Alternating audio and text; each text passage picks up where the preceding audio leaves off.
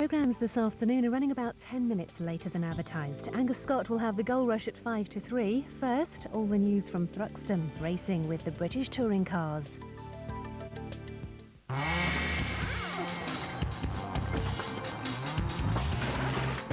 The Green Flag British Touring Car Championship, sponsored by Green Flag Motoring Assistance. Dedicated to getting to you faster.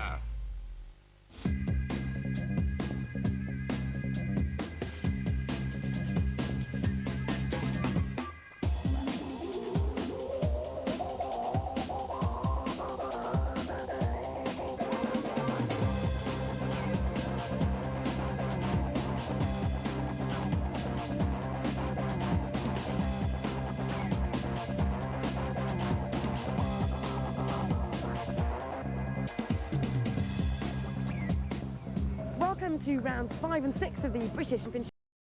We're here at Thruxton, the fastest circuit in the country. This is real high-speed stuff, Vicky. Last time we were at Alton Park, it's more like a country road. This one is like a series of motorway intersections. They're so fast, such long corners, real bravery and commitment. But interrupting those fast corners, you've got the chicane, which is a bit like a roundabout, and you've got the complex, which is like a series of T-junctions, so you've got to really slow down and work your way around. So, great combination of corners, and I think we'll see some fantastic racing, particularly into the chicane, under braking. Watch for some real tyre smoking into there. Yeah, the championship is certainly open. There have been 4 different winners in the first 4 races.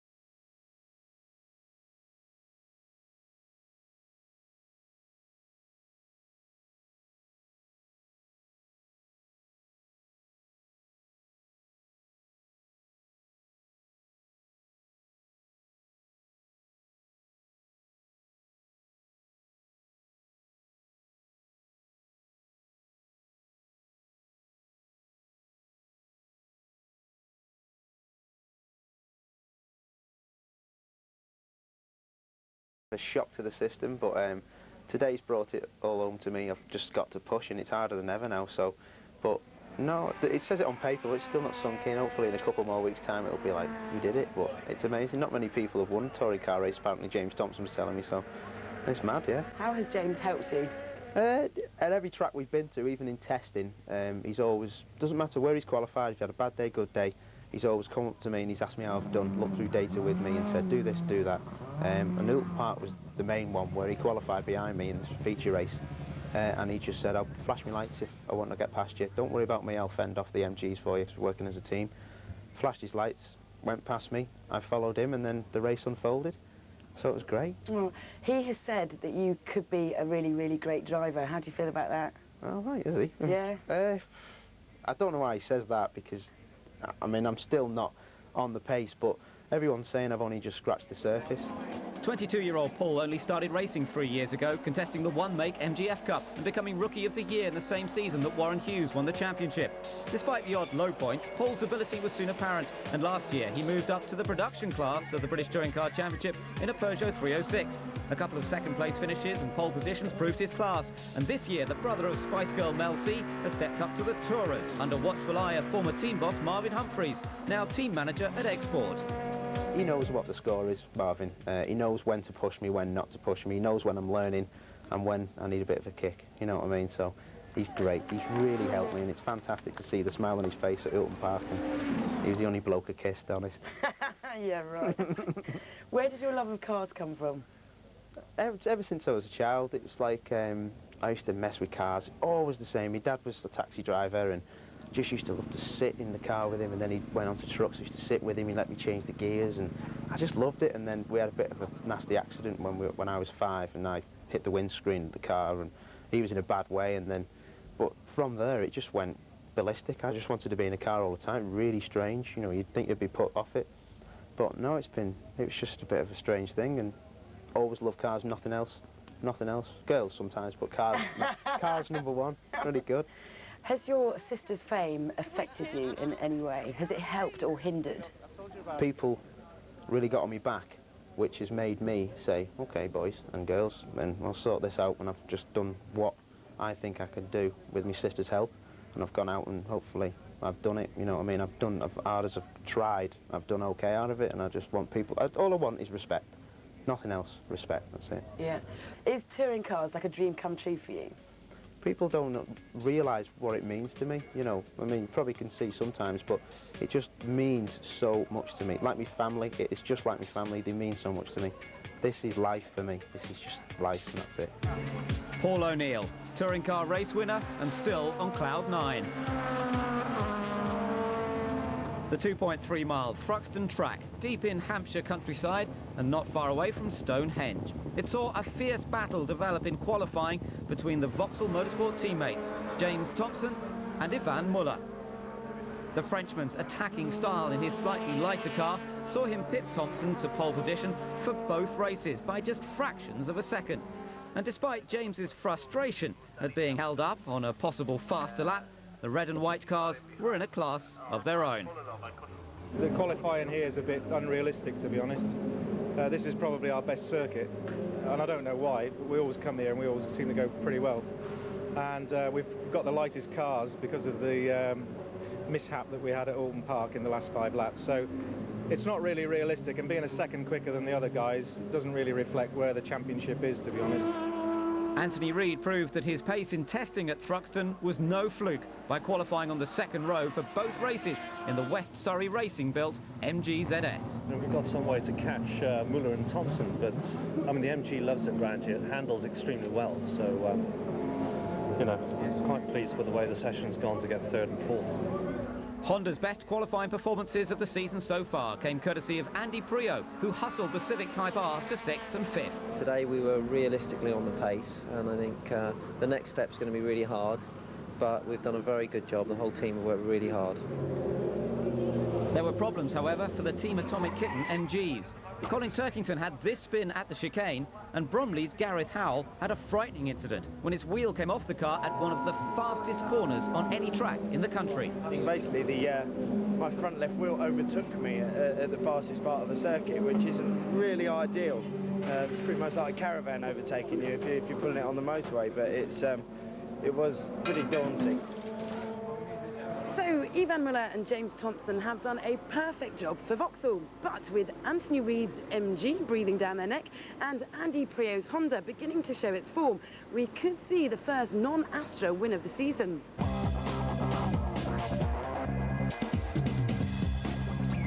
Sponsored by Green Flag Motoring Assistance. When you stop, we start. Dedicated to getting to you faster.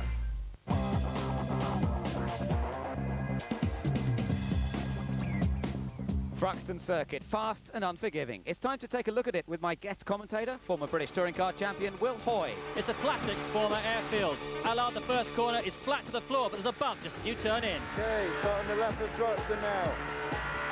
Coming to Allard, the first corner, flat in 5th. Next, the complex, a great overtaking spot, but very hard on front-wheel drive touring cars with a quick right-left-right sequence of bends. Bit of a lock up there on the rear axle. Holding back on the power for a moment just so we can dial out that understeer. Over the jump on the exit of the complex, fantastic jump that. Really sets the car sideways. Next, Noble Goodwood Church, the big 3. These are huge commitment corners, and you actually aim for the marshal's posts on the inside of the corners at Goodwood and Church. Little left foot dab in 5th. Getting the car over to the left-hand side as quickly as possible. Another little lift for Goodwood. Very, very fast area of the circuit now. Approaching the fastest corner in the country, Church.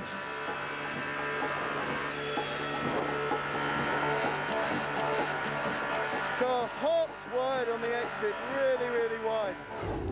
Next, the main straight, Woodham Hill. Great for slipstreaming, but even this has a bend in it. Fastest part of the area of the circuit now. Approaching 145 miles an hour. hard onto the brakes. And finally, the club chicane. It's huge on the brakes here, and a good overtaking point, but massive, monstrous curves on the entry, midpoint, and exit. Big curve on the inside there. And that's a lap of Thruxton. This circuit is all about commitment. Ask any driver about Thruxton and they all say that Church is one big, brave corner. Now, Will, you've raced here quite a few times. What was Church like for you? Well, I've been off a few times as well, but it's a real stomach churner. It's the one corner at Thruxton which really gets a driver's attention. And the reason is it's the quickest corner on the circuit, one of the quickest in Britain, taken in 5th or 6th gear actually, 130 miles an hour. That's big commitment. Secondly, Woodham Hill follows. That's the main straight here, and if you carry good speed here, you carry speed all the way along the straight, of course back to the start-finish line. Very important for a quick lap. And thirdly, the crux of this corner is the bump just at the entry to the corner. Just when you got it all settled, you hit this bump and the car gets really unsettled and you have to fight it all the way through, even though it's a well set up car. When you arrive in Church, you want to close your eyes and just wait the end of the corner. It takes a lot out of the car and the tyres and sometimes yourself when you get it sideways. If you do, you're on your way to Andover. One outside wheel on the grass on the exit and that's it, lights out. Very fast, very bumpy, and just close my eyes. Hope I come out the other side. Tell me what you think of when you're going around Church. I think of my mother when I go around there. So let's see how the contenders line up for this 5th round of the series. And points leader Yvan Muller starts from his 3rd pole of the year alongside his teammate James Thompson, both cars low on ballast. Anthony Reid's MG is 3rd ahead of the export Vauxhall of Matt Neal, who'll be careful where he lines up on the grid. First of the heavyweights is Warren Hughes in 5th. Honda have their best position in 6th with Priaulx, and the fastest independent runner is Tim Harvey. Alton Park winner Paul O'Neill has 6.5 stone of lead to carry. Colin Turkington's car is 9th, just a few hundredths faster than Aaron Slides in the Astra.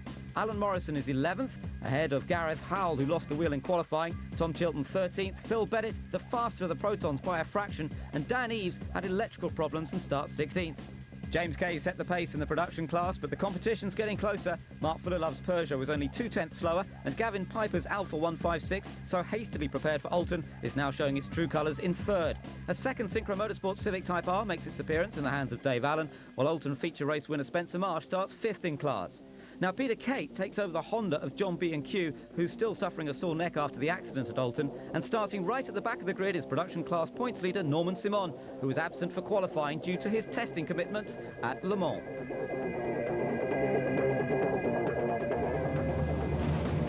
So we're all set for the start of the sprint race here at Thruxton. It's round 5 of the Green Flag MSA British Touring Car Championship. And who's it going to be, Thompson or Muller off the line? Best of all, well, Yvan Muller makes a good start there from pole position. James Thompson not so quick away. Now I wonder if Matt Neal can move up a little bit here, trying to come around the outside as they go through Allard's corner. There's some yellow flags in the back there, Ben. Oh yeah, we've got a car, 2 cars, 3 cars involved, I think. Graham Saunders, oh, there's Dave Allen in the Honda Civic Type-R as well, off at the side of the track. As the leaders come into the complex now, it's Muller ahead of Thompson. Oh, that's Warren Hughes. Warren Hughes completely sideways. I think he might have had a little bit of help there from Tim Harvey, but what a recovery. A great save there by Hughes, but bully boy tactics by Harvey. And there's Templeton there. That's as a result of that incident we saw with the yellow flags. So Yvan Muller leads. There's James Thompson in 2nd. It's Anthony Reid in 3rd place in the MG. And then it's Matt Neal, bit of oil down there at Goodwood Corner. And here we see the replay of the start there. It's a typical start line incident. 4 cars trying to go into 1. Templeton there, 2 Alfa Romeos of Saunders and Blenko, plus catching Dave Allen in the Honda and Simon in the BMW. So a bit of a problem at the back of the field, but up front it's all well for the 2 Vauxhall Motorsport Astra Coupes. Frenchman Yvan Muller just ahead of Yorkshireman James Thompson in 2nd place, Anthony Reid in 3rd, but look at Anthony now coming under a bit more pressure from Matt Neal in the Team Export Vauxhall Astra Coupe. You know, the Vauxhalls are so quick around Thruxton, but Anthony Reid is enjoying the balance of his car, fastest in testing. There's Andy Priaulx in 5th, and then it's Tim Harvey running well in the Peugeot, but there's another Peugeot, that's the production class car of Annie Templeton, in trouble. Oh, and Phil Bennett's gone off. Phil Bennett sliding, or has he gone off? No, he saved it. That's a really scary place to lose it at Goodwood, 125 miles an hour with a pack bearing down on you. Now look at the battle up front, Muller on the inside, James Thompson on the outside, and Anthony Reid trying to join in the MG there as well. Matt Neal in 4th position. It's all getting so close up at the chicane. Reid doing really well with the MG, running right on the pace of the Vauxhalls. Now look at this battle going on here in the production class. And there's Gavin Piper in the red Alpha, just sneaking ahead of Peter Kate. Peter Kate, remember, coming into the series in place of John B&Q this weekend, but now Tom Boardman trying to get alongside him for second place in production class. James Kay was also there. And here we're on board with Matt Neal as we go into Church Corner as he chases Reid in front. And Reid goes into a massive slide through Church, just the last thing he wants to do, but he saves it. And I hope he wasn't thinking of his mother when he was doing that. Well, he said he was before. Look at this, Matt Neal's got past him. And Anthony Reid lost momentum there. And now this has given Matt Neal third place. But here comes Anthony Reid trying to go around the outside into the chicane. It is possible, but it's not easy. And in the end, he has to settle in behind. So now we have the Astras 1, 2, 3. The MG of Anthony Reid pushed down to fourth. Then it's the Honda of Andy Priaulx in fifth place, chased by Tim Harvey in the Peugeot. But it just shows how hard Reid has been pushing because to hang on to those Vauxhalls, because he lost it at Church. Just as you turn in over that bump, exactly what we were talking about earlier, it just unsettles the car and away he went. Our race leaders are back in the complex once again. Muller using a bit more curve than Thompson on the way through the first right-hander. There's that battle for third place. And now look at this battle for third place in production class. Tom Boardman is just ahead of Peter Kate. There's Mark Fullerlove. He doesn't look very happy in the Peugeot. He's the reigning Lotus Elise champion. He's really pushing hard in this class now. But can he find a way through? Meanwhile, Anthony Reid still challenging for third. Yes, he's really pushing hard. He was angry with himself, I guess, for losing that place to Neal at Church, but he's trying to put Neal under pressure. You can't get round the outside into club chicane, but he's making a good fist of it. So out of the chicane, trying to get onto the power and accelerate down across start-finish line to complete another lap. Our two race leaders have pulled away a bit from this battle for third place, and Matt Neal, the 4 times Independence champion, now with the works team, of course, trying to fend off Anthony Reid, who has Le Mans experience. He's been a runner-up in this series. And look at this battle in the production class for the lead. That's Gavin Piper in the Alfa Romeo, and James Kay right behind it. Oh, look at Piper. He's sideways through the chicane. Yeah, I thought it was a front-wheel drive car, the Alfa, but the way he's driving, it looks like a rear-wheel drive car. Look at James Kay. He's got a chance to get through. Piper lost momentum there, and that's allowed James into the lead. Yeah, well, that's as a result of running over those curbs the way he did. He just lost momentum, giving Kay the chance to get through before Allard. Great battle between these two, the experienced James Kay and the less experienced young charger from Scotland, Gavin Piper, pushing that Alfa Romeo hard. They only got it ready just in time for Alton Park, and he had all sorts of difficulties there, but now it's going well. Take a look at the leaders then, Yvan Muller and James Thompson. You know, that battle's still continuing as these two still arguing about third place. Matt Neal versus Anthony Reid, two very experienced drivers. Now, here's Tom Boardman, third in production. Oh, there's a battle. Norman Simon's off. He's been hit by Alan Blanco in the Alfa Romeo on that sped the front. Here we are on board with Simon. He thinks about going inside Marsh, loses a bit of momentum when he doesn't achieve that, and then turns into Cobb. But as he turns in, Blanco's already there, and off he goes and just kisses the barrier. But I think he's done some fair amount of damage. Great shame that for Norman Simon. He was the points leader in the production class, but it's not going to happen for him this time. Now, here is our 5th place man, Andy Priaulx, the Guernseyman in the Honda. But look at Colin Turkington, he's off, and that left rear wheel is missing. Well, they had a wheel come off one of the cars in qualifying. Looks as though it may have happened again. Look, the race leaders are amongst the production class cars, and Muller trying to find his way past Tom Boardman, and this has allowed James Thompson to get into the battle as well. Oh dear, this is all looking a bit tight through the complex. Yeah, it is a problem when you catch up the B-class cars. Obviously, they're a lot slower, and it can hold you up, but it means it gives an advantage to the cars following like Tomo. Now look at Tomo. James Thompson in 2nd place, now really challenging Muller. Muller turns in a little bit wide into Goodwood, trying it. Oh, and he's got it all crossed up. He's sideways, and that's given Thompson a chance to get alongside him. Can he get in front towards Church Corner? High speed through here, and he is in front and has got the line as they turn in. Yeah, that was very unlucky for Muller. He got sort of out of shape almost from the complex there when Tomo put him under pressure after they got tangled up with those B-class cars. He got wide coming out of Goodwood, got onto the cement dust, and then hung on with that big slide. Did a great job holding onto it. But look at Muller, he's coming back at him, under braking for the chicane. He's trying to go in, take the speed. Oh, he's gone in a bit too quick. Can he get it in? Yes, he turns in, goes wide on the exit. Thompson comes back on the outside, and James Thompson retakes the lead. Fantastic racing. That's absolutely great entertainment. Two factory drivers, teammates, having the most enthralling race and really keeping us entertained, and they haven't even had any contact yet at all. So let's take a look behind them. Matt Neal's got in amongst the traffic of the production cars as well. That's Matt Neal there. Looks as though he's finding his way through reasonably neatly. Remember, Anthony Reid a little further behind. Oh, the leaders have hit each other. Muller's hit the back of James Thompson. He somehow manages to get it back together. But, well, you said there was no contact, Will, but there was certainly a bit of contact that time. Yeah, I think James was a bit defensive going into the complex there, lost a bit of speed, and I think Yvan Muller just thought there was a chance of there getting down the inside into Cobb, but the door was slammed shut very quickly. Well, Muller's dropped back a bit. Let's take another look. Here we are on board with Muller. Thompson there, very slow into the first part of the complex. Muller sees his chance. Again, tries to get down the inside of Cobb, but across comes Thompson. Thompson gets into a massive slide, but saves it, and Muller, unfortunately, has to settle for second. So, big battle going on up front, and this the battle as well for third place in the production class. Andy Priaulx's got into the middle of that battle, and Andy Priaulx running in a strong 5th place in the Honda, remember, but he's got to fight his way through this traffic as neatly as possible. There's Reid in 4th position in the MG, still trying to chase after Matt Neal, and both of them locking rear brakes into the complex. Thompson has pulled away a little bit from Muller. Look, Muller really losing a bit of time under pressure from Matt Neal. In fact, he's gone wide. He's gone right off the track, and he's heading for the tyre. It doesn't seem to be anything he can do about that. And in fact, it looks as though that right front suspension may well have been broken as he went off there. So, looks as though Muller had a problem perhaps from the contact. Meanwhile, this battle is going on now between the two Peugeots. This is a battle for 5th place now, and Tom Boardman, who's still in his own battle, is trying to get out of the way, but it's not very easy out the back there. Now, the reason it's not easy, of course, is that the circuit goes from left to right, and so the racing line takes you from one side of the track to the other. So even though you're trying to get out of the way in a B-class car, which is slower, it's very difficult to get off the racing line.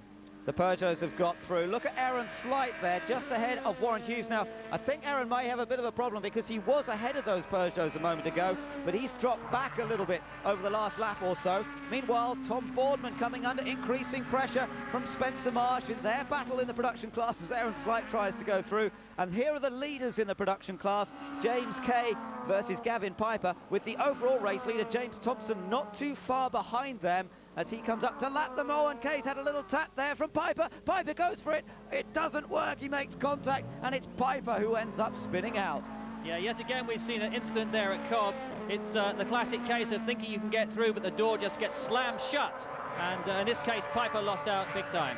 So James Thompson fought his way to the front, getting past his teammate Yvan Muller, and since then it's all been pretty easy for the Englishman, who is going to take his 2nd win of the season and the first 2-time winner of the 2002 British Touring Car Championship. Just has to get cleanly out of the chicane. There's a good battle still going on behind him. Look, Matt Neal and Anthony Reid almost together again across the line.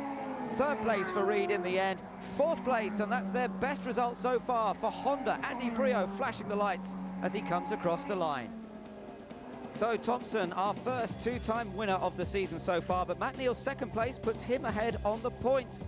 Good results for MG and Honda, and a win in the Independent Cup for Tim Harvey after Aaron Slight lost power in the closing stages. James Kay took his 2nd maximum score of the season by winning in the production class, ahead of Tom Boardman in 2nd. Good old race between Vlad and I for a bit. We're having a bit of sparring out the back there, which was just fun. We were pretty, as we were in qualifying, there was only 200s between us in qualifying, and we're pretty evenly matched really around the track. Just when we caught the traffic, opportunity arose to nip past him, and so we just took it, and then we had a little tangle, which was I don't know, just one of those things. Unfortunately, it's a shame Yvan ended up with a puncture. Was that as frantic as it was to watch? I thought we got the pace for them to start with, and then they just seemed to get the hammer down and go. Cheers, fella. And then I thought I got the legs on Anthony.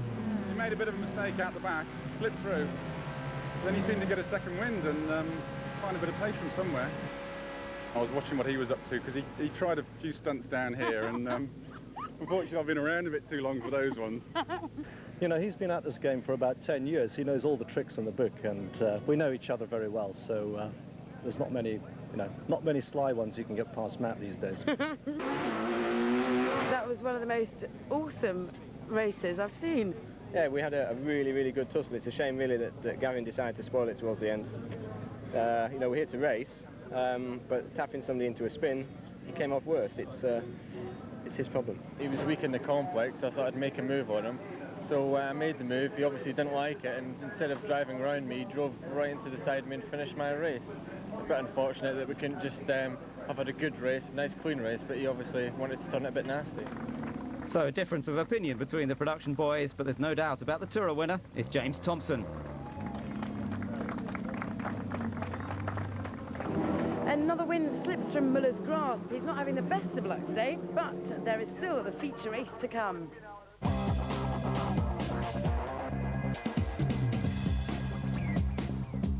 Spot distance dedicated to getting to you faster.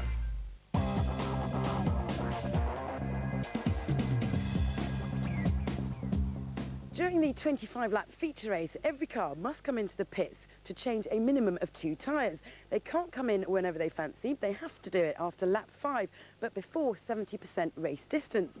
Now, normally, they change the 2 front tyres, but because Thruxton has such an abrasive surface and a majority of right-handers, chances are the teams will change the near-side ones here. Paul, you've developed a new tyre for Thruxton. Why is that? Right, well, as you'll see from the racing, the Thruxton circuit is extremely fast. Combined with that, the circuit is very abrasive and grippy, and what this does is put a lot of stress on the tyres, particularly at the right-hander at Church. Yeah. Well, what we've done is just modified the structure or the casing of the tyre to give it additional strength. That allows it, under the extreme cornering forces, to hold its shape better and to work for the duration of the race. When it's raining, they obviously can't use these slick tyres because they won't have much grip. So, no. What are your wet tyres like then? Right, well, I suppose the wets would look more as people would expect a road tyre to look, in that grooves are cut in. For ultimate grip in the dry, you want as much rubber as possible in contact with the road, hence the slick. For a wet tyre, you need to actually evacuate that water to allow the rubber to come in contact with the road surface or the track surface, and as a result you will get the grooves cut in, which will allow them to get additional grip in those conditions. Well, the sky looks ominously dark, but there's brightness overhead and the cars are all on slicks as we prepare for round 6 of the series. And it's Muller light on pole position. His non-finish in the sprint race means 24 kilos less weight in the car, while James Thompson's win makes his car full 10 stone heavier than his teammates. Matt Neal starts third, but Reid's MG's now 6.5 stone heavier than it was for the sprint race. Andy Priaulx wants to build on Honda's most successful weekend so far. He's ahead of Dan Eves on the grid, top independent qualifier. Hughes starts 7th, the MG lighter. Paul O'Neill also lighter for this start. Aaron Slight qualified 9th, but hasn't made it to the grid. Then it's Tim Harvey 10th, Colin Turkington hoping his wheels will stay attached, ahead of Leslie. Then Alan Morrison and Tom Chilton down in 14th, just ahead of Phil Bennett and Gareth Howell, who had problems in qualifying. James Kay leads the production class contingent again, but now has to race with full success ballast. His fierce rival in that sprint race, Gavin Piper, starts alongside. Then it's Mark Fullerlove's Peugeot ahead of Spencer Marsh's Honda Accord. 5th in class is Alan Blenco's Alfa Romeo. Dave Allen qualified alongside in his Honda, and Tom Boardman will have to carry 30 kilos of ballast after finishing 2nd in class in the earlier race. Sadly, Rob Collard has been unable to make the start of either race today due to engine problems in qualifying. He'll be hoping the new revised engine for the Renault Clio arrives soon. So the cars now heading up towards the chicane. Rolling start, remember, for the feature race. All the points count the same for sprint and feature race. 15 points on offer to the winner here. I wonder who's it going to be. Yvan Muller, disappointed in that sprint race. Can he make up for it in this second race? What about Thompson? Can he now make it a double victory at Thruxton here today? We're all set for the rolling start, and Muller gets his foot down. Thompson chasing after him, but remember, Thompson's car quite a lot heavier than Yvan Muller's, so the Frenchman should have the advantage here. Matt Neal is in 3rd, Anthony Reid in 4th place as they come through the quick left-hander and approach the complex for the first time. You can see Reid diving to the inside, trying to get past Matt Neal straight away. These two have been tussling all afternoon in the first race, and now the second one as well. Colin Turkington battling there with Alan Morrison a little further on down the field. Morrison runs a little bit wide. Oh, it's a bit tight. Tom Chilton getting a little bit of a tap there from Phil Bennett as they come through the last bars of the complex. Our race leader's already coming through Noble, though, and it's Yvan Muller with the advantage. James Thompson trying to settle back. Oh, and we've got a spinner at the top. That's Tom Chilton. Oh, and he's been hit by one of the yellow Hondas. A big, big accident at the back. Yes, that's happened at Noble. Very quick corner. Here we are on board with Marsh following Fullerlove. And Fullerlove there just misses Chilton. Only just, but it's Marsh who hits Chilton. Very unlucky. It's often when you're coming through the pack and there's an incident in front of you, you get unsighted, you just don't know which way the car in front of you is going to spin out.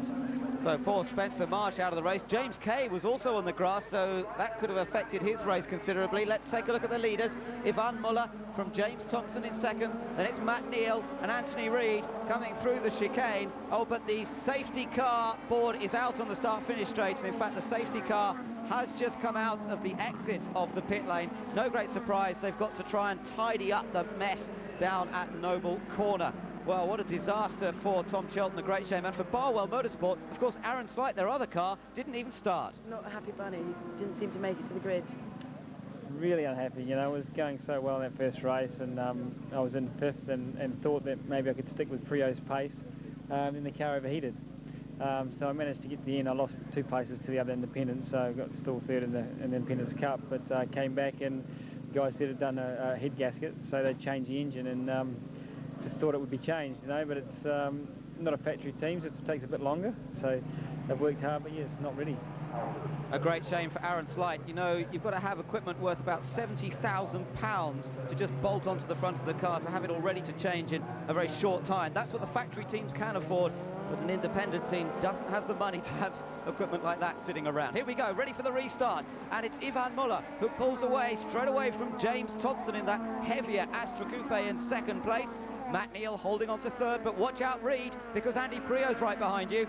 Priaulx having a very strong race in the Honda, the best race so far this season for them. They're making a lot of progress each race. Remember, there's no testing really between races, so it's very hard to find time to develop the cars.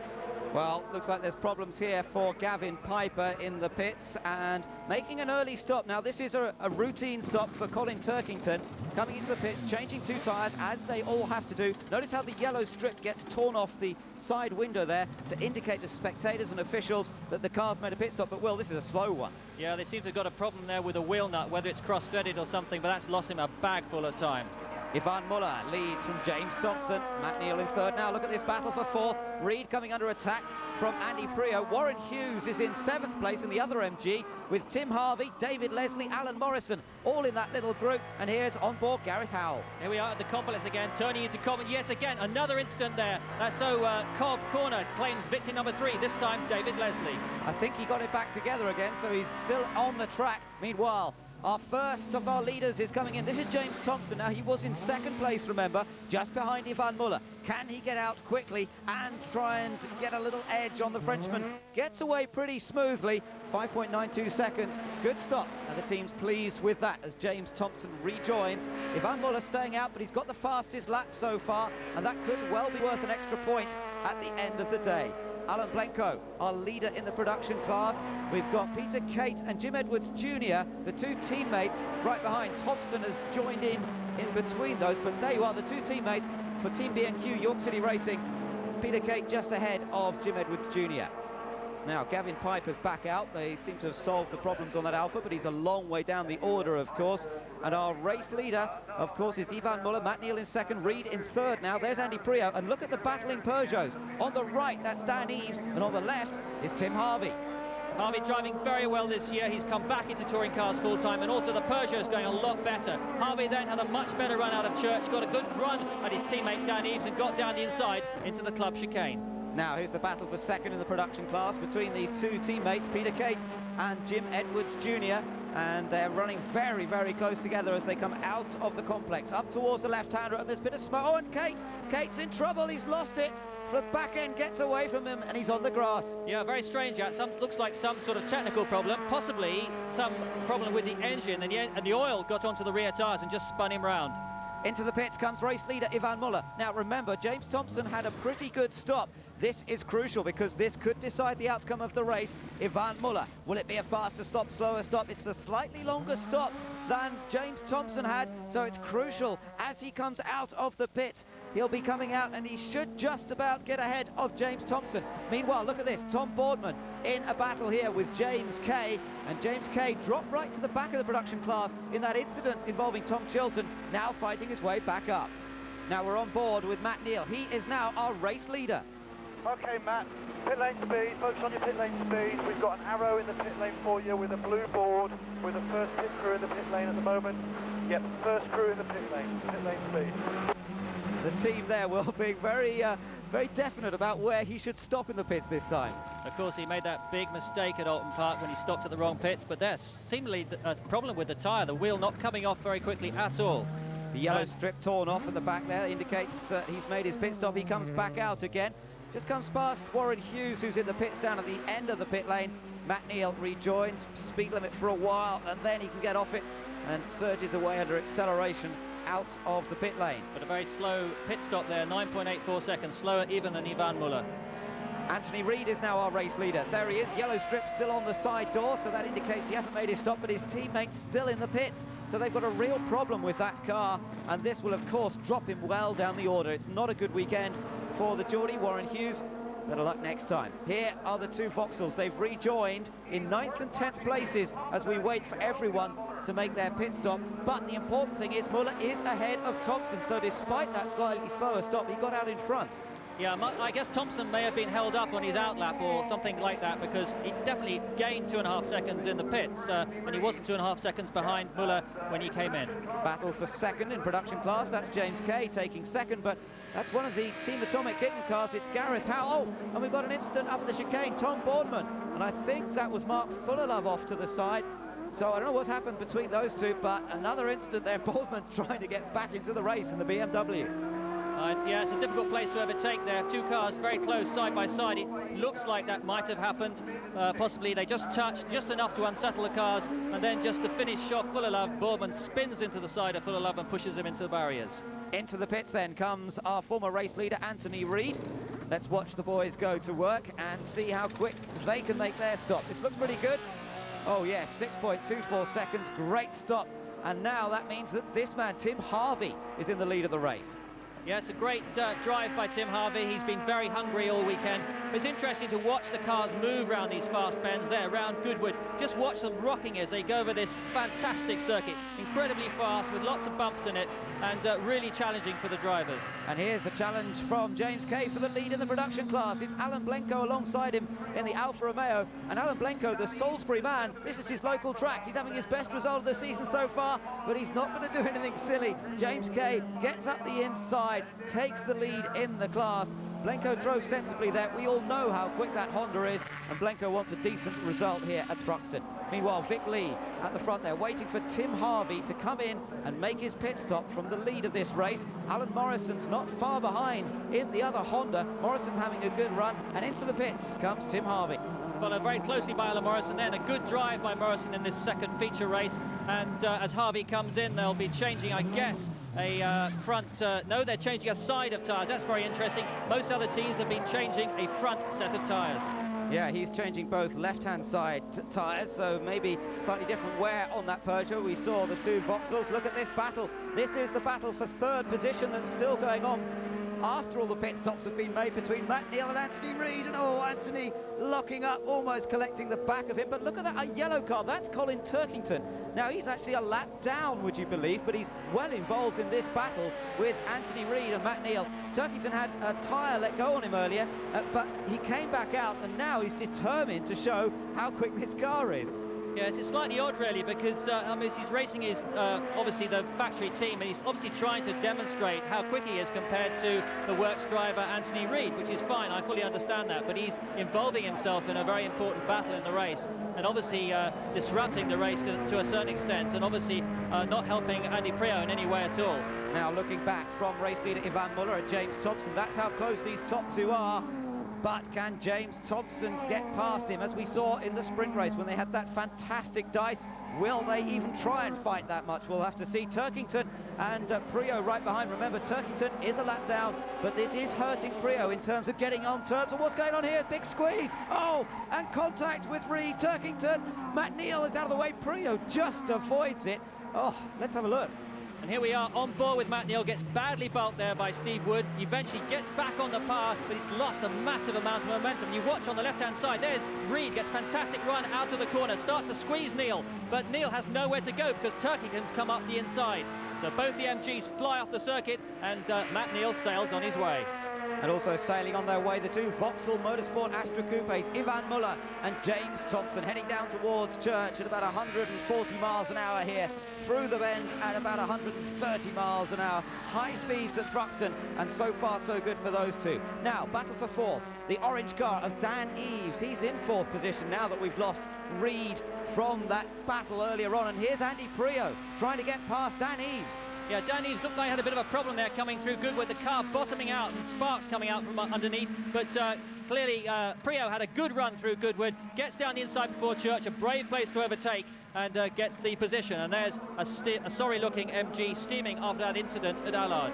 Yeah, Dick Bennett's not too pleased about what happened there, so just in front of them virtually on the pit wall, as we see Muller and Thompson come through to complete another lap, and their gap back to third place is quite considerable. Remember, it is Matt Neal in another of the Astras running in third position, and then that battle here going on for fourth. Andy Priaulx and Dan Eves, oh, they're making a bit of contact over the curbs. Here goes Priaulx, and a bit of bumper comes flying off, and now Tim Harvey's joining in the fun and games as well. Yeah, that's classic touring car manoeuvring there, going straight over the curbs. Andy Priaulx might have learnt that one in Formula 3, but it's not the quick way out of the club chicane. You can see that he lost a lot of momentum, but he's still hanging on to the place. Tim Harvey moved up to fifth, though, got past his teammate as team manager watches, and here's a little other battle going on between Paul O'Neill and Alan Morrison. This is the battle for seventh place, and Paul O'Neill not having quite the run that he did last time out at Alton Park, but still having some great dicing with the other Civic.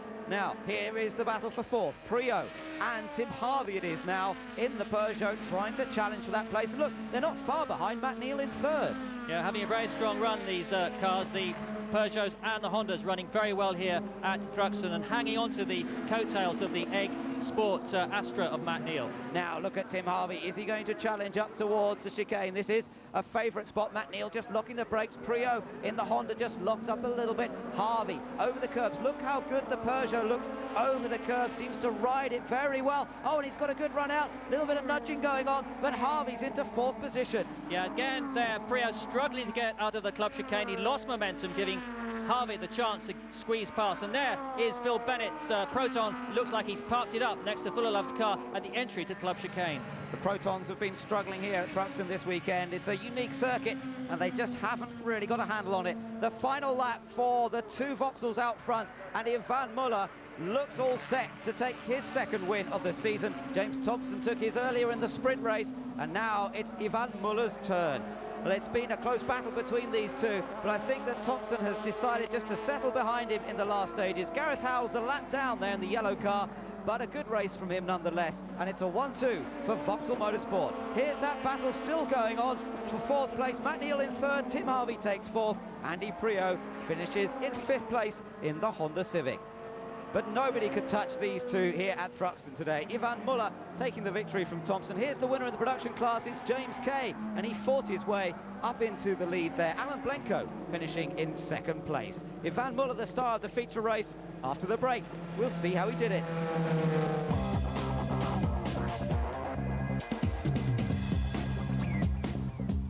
Sponsored by the Motoring Assistance Experts.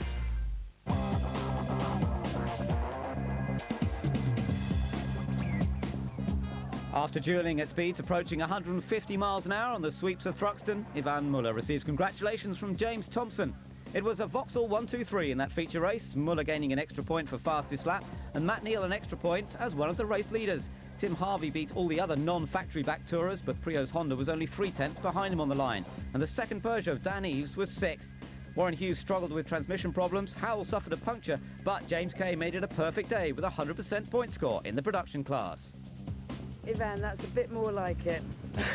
Yeah, but very, very hard race, to be honest, because quite early on the race I felt a vibration on my tire. You know, to go out after the pit stop with the front left tire very cold, he don't like, he's screaming, you can hear him. And 10 laps to the end, I had a water leak, so my water temperature was 120, so I have to lift off. And yeah, I can reach the end. I'm pleased with that, but frustrating because it should be better, but could be worse. See, the guys did a great job, you know, on the car, my engineer and the guys working on my car, because increased the weight by 55 kilos between first and second race. So I was really pleased with the second place, and obviously Yvan was running 66 kilos lighter. So I was keen in the early stages to try and keep with him, and you know, then hopefully try and get on the podium. But yeah, it was great to be second. It's fantastic. I had a really good weekend this one. It's made up for a few of the problems we've had up to now. Are you happy, boy, with third? Yeah, I was coming to Thruxton for survival really, and just pick up some points. And it seems like at Alton I had the pace and not the finishes, and here I haven't really got the pace, but I've got the finishes I needed. So yeah, I'm going to have a drink tonight on that one. A better day here then than at Alton Park? Yeah, a much better day here. We had 2 wins, 2 pole positions. I don't know if we got 2 fastest laps, but I hope we have. The car was sensational today, sensational. Indeed, James did gain that vital extra point for fastest lap, as did this man, Yvan Muller. And what a good job he did, because now with 6 of 20 rounds completed, we have a 3-way tie at the top of the Drivers' Championship. James Thompson, Yvan Muller and Matt Neal. Anthony Reid has moved ahead of his teammate into 4th, and Andy Priaulx's good weekend for Honda has seen him gain 4 positions. In the production class, James Kay's perfect weekend sees him move into the series lead by 13 points over Spencer Marsh and Jim Edwards Jr. in 3rd position. In the Touring Teams Championship, Vauxhall Motorsport's in front, but 9 points cover 3rd to 6th. In the Manufacturers' Championship, 2nd place MG will be glancing rearwards as Honda gain ground. Well, we've had some great races at Thruxton today, but we always have a Driver of the Day award, and this time it's to Tim Harvey, winner of the Independent Trophy on both occasions in these races, and a great dice, Tim, particularly in that second race. So, a bottle of champagne. Thank you very much. Talk us through it. That second race in particular, a massive dice all the way through. It was great racing. It was good old-fashioned touring car racing. We had the weight out of the car from the first race. The car was flying. Right from the word go, I thought, yeah, I've got a good car underneath me, and I put the team under a bit of pressure, because on the in-lap I told them to change the left-hand tyres instead of the fronts, which we'd scheduled to do, but Team Halfords did a great job, got me out there, and you know, the car was great. I just wished I had a couple more laps to have a go at Matt, but I'm happy with 2 independent wins, and next time I get on the podium for real. What about the dicing with the Honda in particular? Very evenly matched cars at the moment? Yeah, I think, you know, the Honda is obviously a good car. It's working very well. There were places where I was quicker and there were places where he was quicker, but overall it was a good battle and some fair racing and some good racing. And what do you need to beat the Vauxhalls? What did you need there to beat Matt Neal? I don't know really. It's difficult. The Vauxhall is a very well developed car. I think maybe if we can make some improvements in testing at Snetterton, we can get closer, but we need to sort of stick some pins in some effigies of them, but yeah, we need a little bit of luck, but they are the best car at the moment, but we're getting there. Well, congratulations, Tim. Driver of the Day from Thruxton in the Team Halfords Peugeot. Well done. Thanks very much indeed. Cheers. Thank you. Right, competition time. Now, you could win this wonderfully modelled shirt, and I'll make sure it's signed by the drivers if you get it. Now, all you have to do is answer this question. In 2001, how many races did a Vauxhall win? Was it A, 5, B, 20, or C, 25?